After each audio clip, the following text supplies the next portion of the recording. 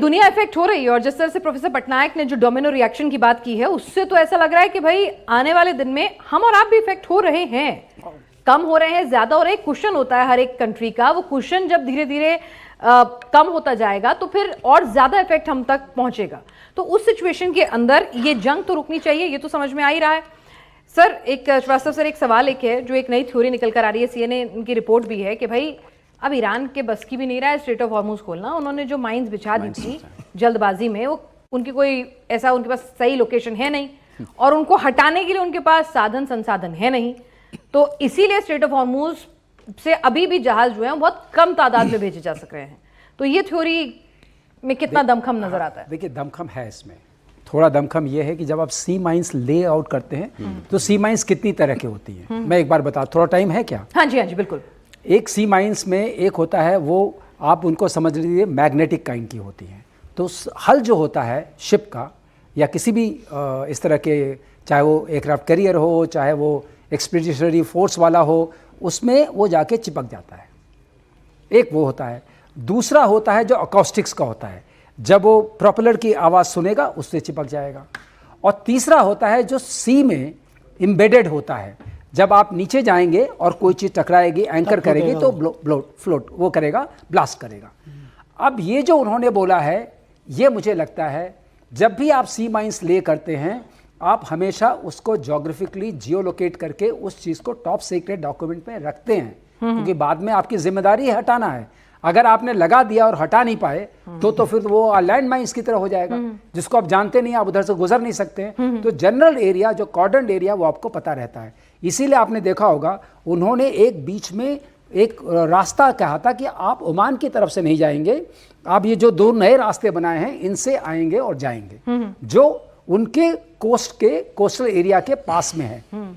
तो ये सी माइंस की बात हुई। सी माइंस के लिए जापान ने ऑफर किया, अगर सीज फायर होता है तो उनके पास वो वुडन हल वाले वो शिप्स हैं जो ये काम करते हैं, उससे वो करेंगे। उनके पास वो अच्छी उसकी सुविधा है, ब्रिटिश के पास है, तो वो लोग लेके आएंगे, सारे लोग मिलजुल के सी माइंस को हटाएंगे।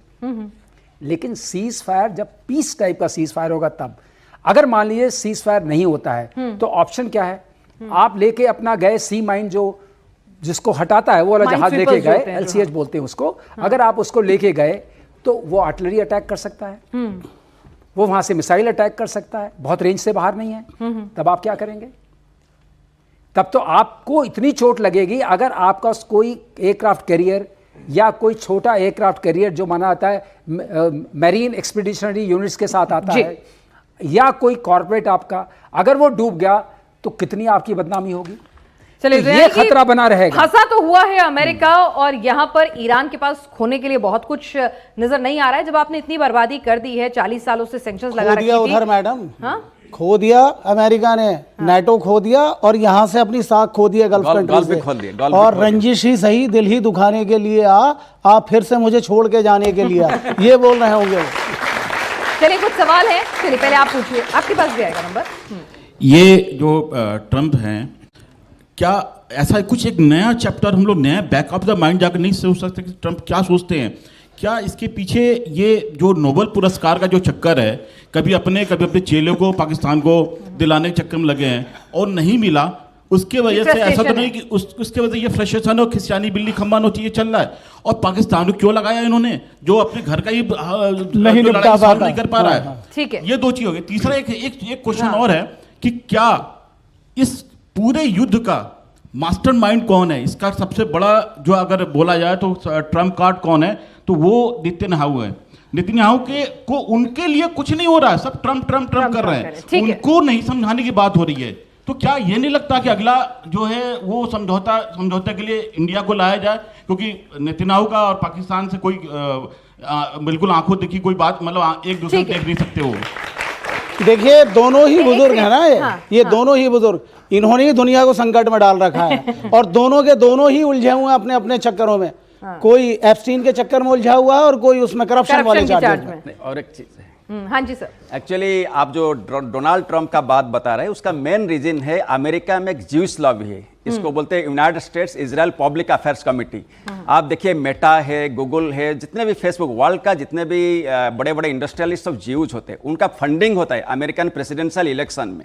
तो इसीलिए ये अमेरिकन ज्यूज लॉबी का प्रेशर था प्लस नेतान्याहू का प्रेशर था। ये मेन क्लियर कट आंसर है टू दिस क्वेश्चन। ठीक है, जो कि वहां के मीडिया भी कहता है कि आप ज्यूइश लॉबी की हमारी जंग तो थी नहीं, और मैडम ये मीडिया को भी वहां की कंट्रोल करता है ज्यूइश लॉबी। आज एक चीज और बताते हैं, बड़ा इंटरेस्टिंग फैक्ट है, फन फैक्ट है। जेरेड कुशनर जो हैं वो ज्यू हैं, ओके, वो उनके दामाद हैं और हर उसमें शामिल रहते हैं। उनका गल्फ कंट्रीज में बहुत इन्वेस्टमेंट है, बैंकिंग करते हैं। लेकिन जेरेड कुशनर कौन है? वो नेतन्याहू जब प्राइम मिनिस्टर नहीं थे, बचपन से जाते थे, न्यू जर्सी में इनके फादर रहते थे जेरेड कुशनर के, उनके घर जाके वो हमेशा रुकते थे, कभी होटल में नहीं रुके। तो जेरेड कुशनर के अंकल हैं, अंकल हैं वो, उन्हें अंकल बोलते हैं नेतन्याहू। तो रिश्तेदारी समझिए व्हाइट हाउस के अंदर उनका अपना आदमी बैठा हुआ है और ऊपर से ट्रम्प को सारी फंडिंग वहां से हुई है।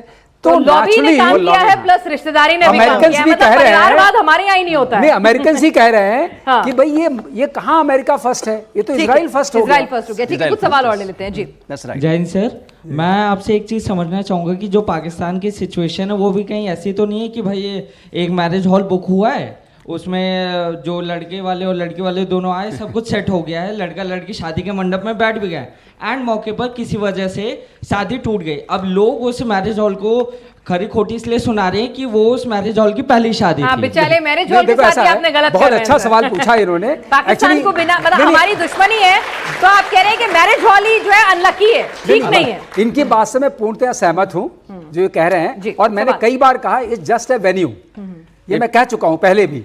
It has no role to play, क्योंकि अगर आप कुछ रोल मीडिएट करना चाहते हैं तो आपको कोई शक्ति होनी चाहिए। तो ये मीडिएशन नहीं मतलब एक से आप उधार लेते हैं, दूसरे से आप डरे हुए हैं, तो फिर क्या आप मीडिएशन लेकिन आपने जो बात की, एक पनौती भी होती है बात। वो एक्चुअली मैसेंजर है, यूनाइटेड स्टेट्स ऑफ अमेरिका का मैसेंजर है। बिल्कुल, पाकिस्तान मीडिएटर नहीं बन सकता था कि उसके पास इतना हक और हुकूक नहीं था कि भाई कह सके, थोड़ा प्रेशराइज कर सके, तो इसीलिए वो सिर्फ मिडिलमैन था, जो हमारे विदेश मंत्री ने बहुत क्लियर कट कहा था। मीडिएटर की औकात नहीं है उनकी। जी, सीज फायर तो कैंसिल होना ही था, अशांति फैलाने वाला देश शांति की वार्ता बुला रहा था।